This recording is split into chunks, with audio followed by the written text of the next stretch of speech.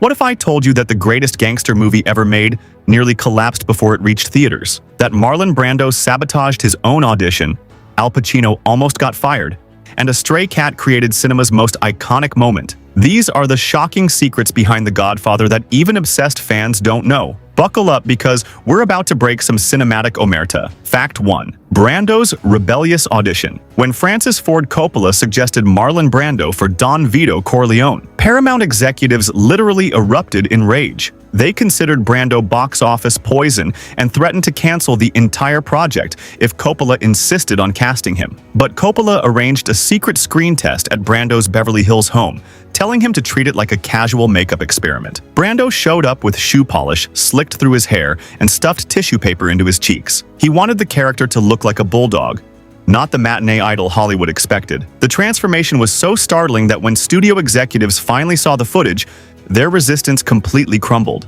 Brando had become Vito Corleone before their eyes. Fact 2. The cotton ball. Myth that fooled Hollywood. For 50 years, everyone believed Marlon Brando stuffed cotton balls in his cheeks during filming. This became Hollywood legend, repeated in countless interviews and documentaries. But here's the truth. Brando never used cotton balls during actual filming. The confusion stems from his audition where he used tissue paper, not cotton, as a temporary experiment. Once cast, professional makeup artists created dental prosthetics that achieved the same effect without foreign objects in his mouth. The prosthetics allowed him to speak clearly while maintaining the character's distinctive jawline. This myth persisted because it fit perfectly with Brando's reputation for method acting extremes. The real story reveals something more impressive. Brando's creative instincts were so precise that professionals needed sophisticated effects to replicate what he achieved with simple tissue paper. Fact 3. Al Pacino nearly lost Michael Corleone. 2 weeks into production, Paramount executives made a devastating decision: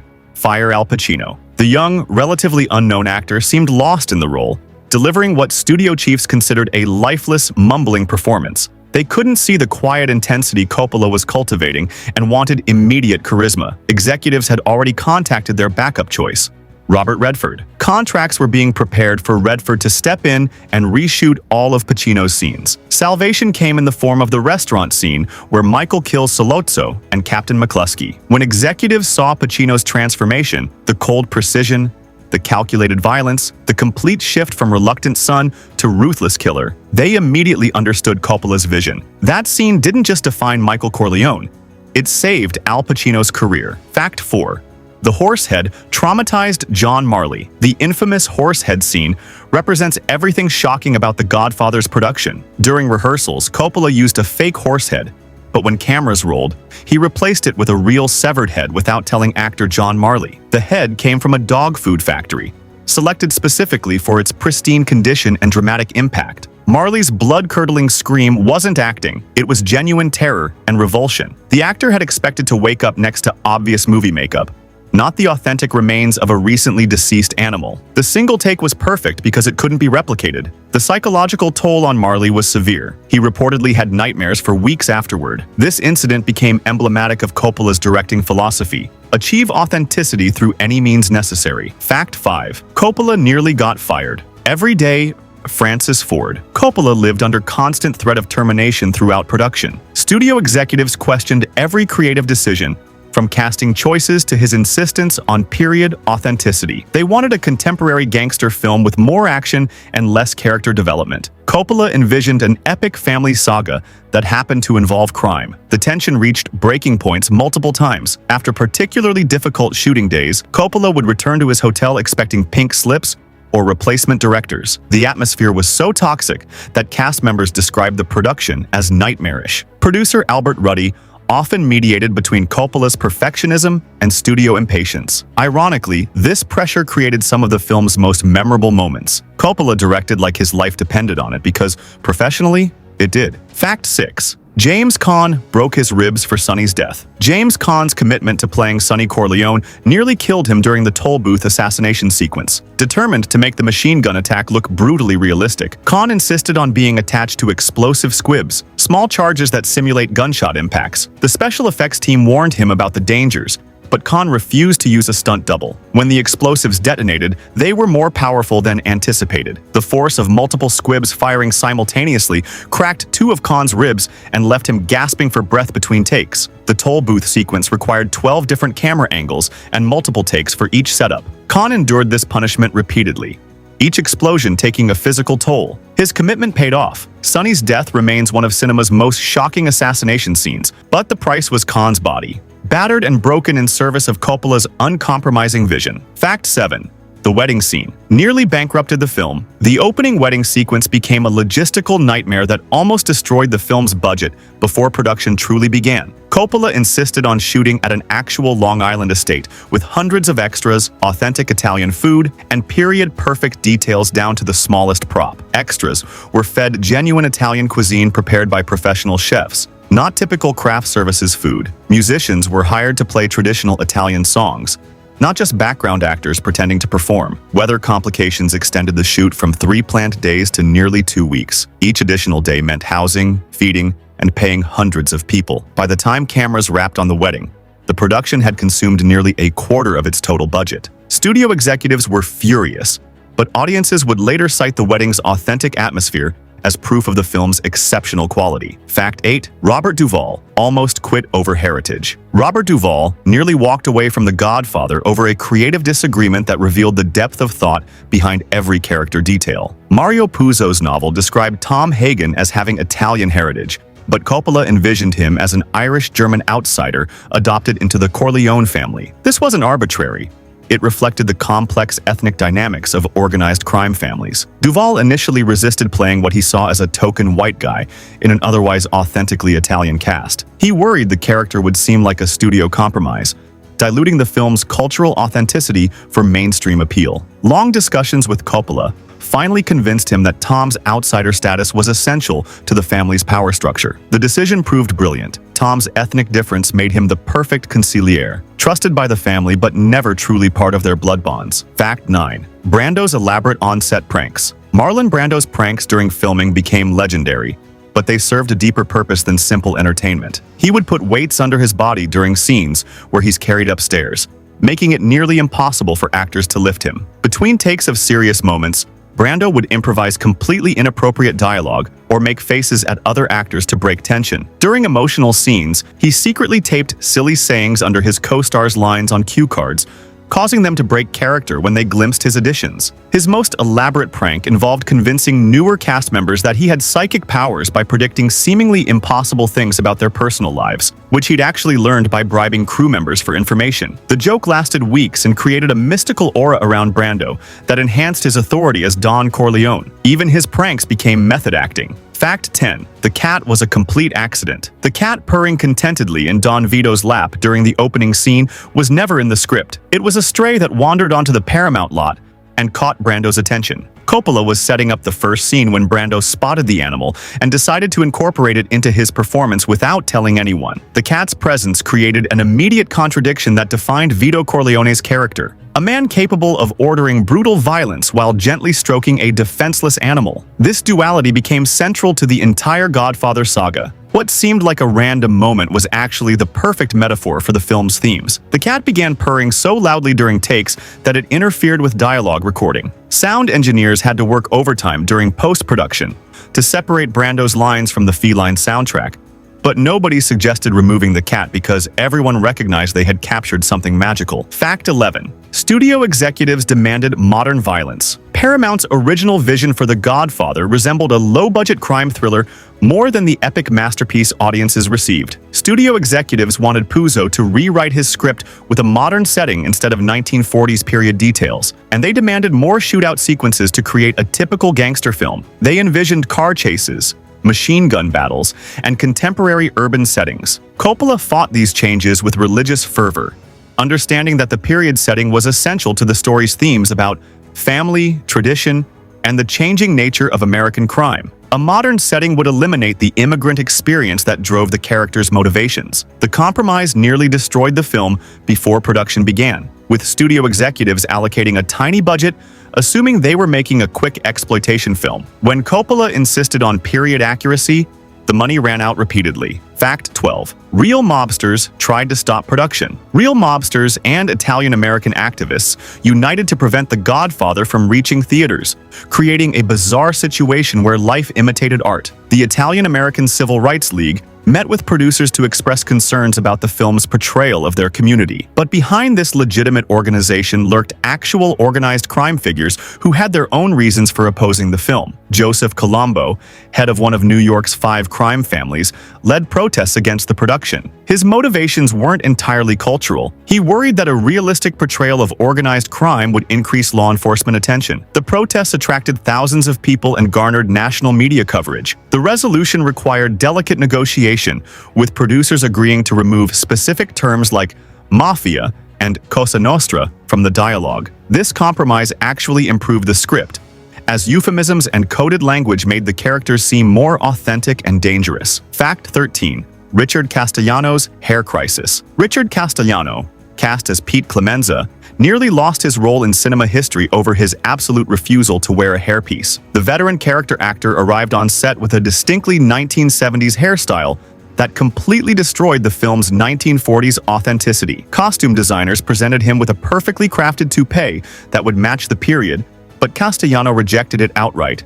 His vanity created a production crisis. Scenes couldn't be shot until the hair issue was resolved, but Castellano threatened to quit rather than wear what he considered an embarrassing fake hairpiece. Other actors and crew members watched the standoff with fascination and horror. How could someone risk their career over something so seemingly minor? Coppola eventually found a compromise by having the hair department create a piece so natural-looking that Castellano felt comfortable wearing it. The incident revealed the psychological pressures actors faced in creating these iconic characters. Fact 14. The restaurant scene required 77 takes. The restaurant assassination sequence where Michael kills Sollozzo and Captain McCluskey pushed Al Pacino to his psychological limits and required more takes than any other scene in the film. Coppola demanded absolute perfection because the moment represented Michael's transformation from war hero to cold-blooded killer. Pacino struggled with the scene's emotional complexity. He had to portray nervous fear, calculated determination, and instant regret within minutes of screen time. The physical choreography was equally challenging. Retrieving the planted gun, shooting 2 men at close range, and walking away calmly while his ears ring from gunfire. Each element had to appear simultaneously spontaneous and methodical. The multiple takes devastated everyone involved. Pacino questioned his acting abilities with each unsuccessful attempt. When Coppola finally called cut on the perfect take, everyone knew they had captured one of cinema's greatest moments of character transformation. Fact 15. Kay Adams was originally Italian-American. Diane Keaton's character underwent a fundamental change that reflected broader themes of assimilation and cultural conflict. Mario Puzo's original novel described Kay Adams as Italian-American, making her romance with Michael a union between families of similar backgrounds. But Coppola recognized that an Anglo-Saxon Protestant Kay would better represent the cultural tensions driving the story. This ethnic change transformed Kay from an insider who understood Michael's world into an outsider, struggling to comprehend the violence surrounding her new family. Her horrified reactions to Corleone family business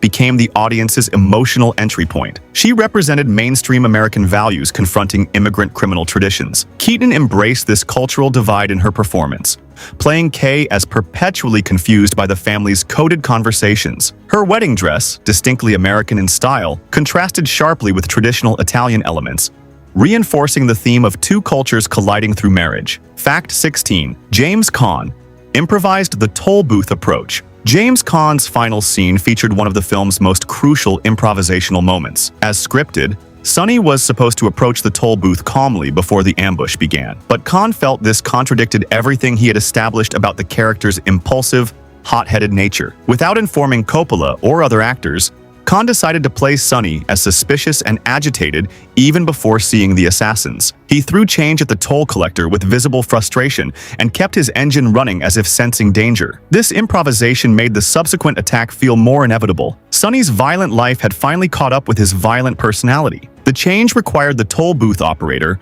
a non-actor hired for authenticity, to react naturally to Caan's unexpected aggression. His genuine confusion and slight fear enhanced the scene's realism. Caan's improvisation turned a simple assassination into a character study. Fact 17. The baptism montage almost got cut. The baptism sequence, where Michael's renunciation of Satan is intercut with his orchestrated murders of rival family heads, nearly ended up on the cutting room floor. Studio executives couldn't understand the connection between the religious ceremony and simultaneous assassinations. They viewed it as pretentious art house nonsense that would confuse mainstream audiences. Coppola fought desperately to preserve what he considered the film's spiritual and thematic climax. The sequence represented everything The Godfather was trying to say about the contradiction between religious faith and criminal behavior. The editing process was incredibly complex. Coppola and his team had to match the rhythm of Latin baptismal responses with violent climaxes of each assassination. Every cut had to feel inevitable,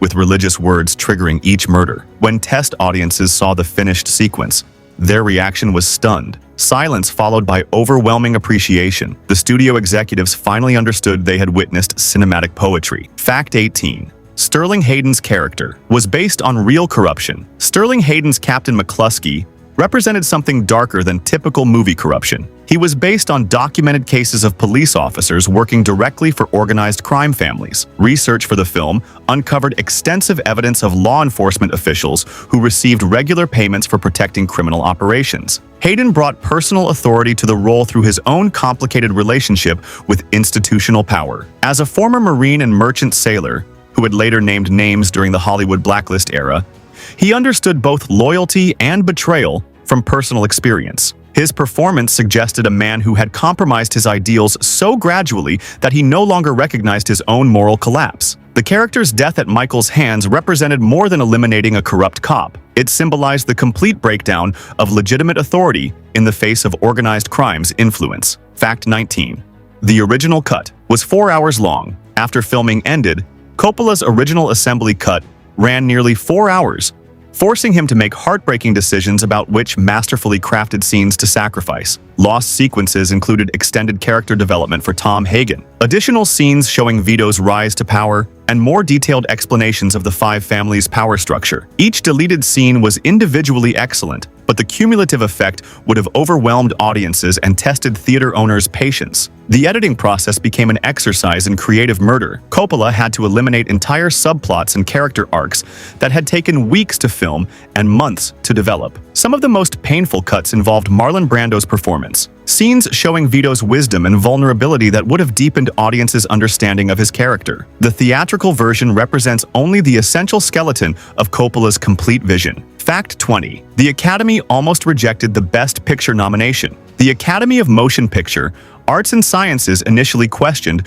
whether The Godfather qualified for Best Picture consideration due to its subject matter and cultural impact. Some Academy members worried that honoring a film about organized crime would send the wrong message about Hollywood's values. They feared public backlash from moral guardians and political figures who had already criticized the film's sympathetic portrayal of criminals. Behind-the-scenes lobbying was intense. Supporters argued that The Godfather transcended its criminal subject matter to become a profound meditation on family, power, and the American dream's dark side. The Academy's eventual decision to nominate and award The Godfather Best Picture represented a watershed moment in Hollywood's relationship with controversial subject matter. The film's victory proved that audiences could distinguish between depicting violence and endorsing it. Bonus fact: Coppola's Paranoia t-shirt. The most revealing detail about The Godfather's production wasn't visible to audiences but was worn daily by its director. Francis Ford Coppola had a custom t-shirt made with Paranoia printed across the chest,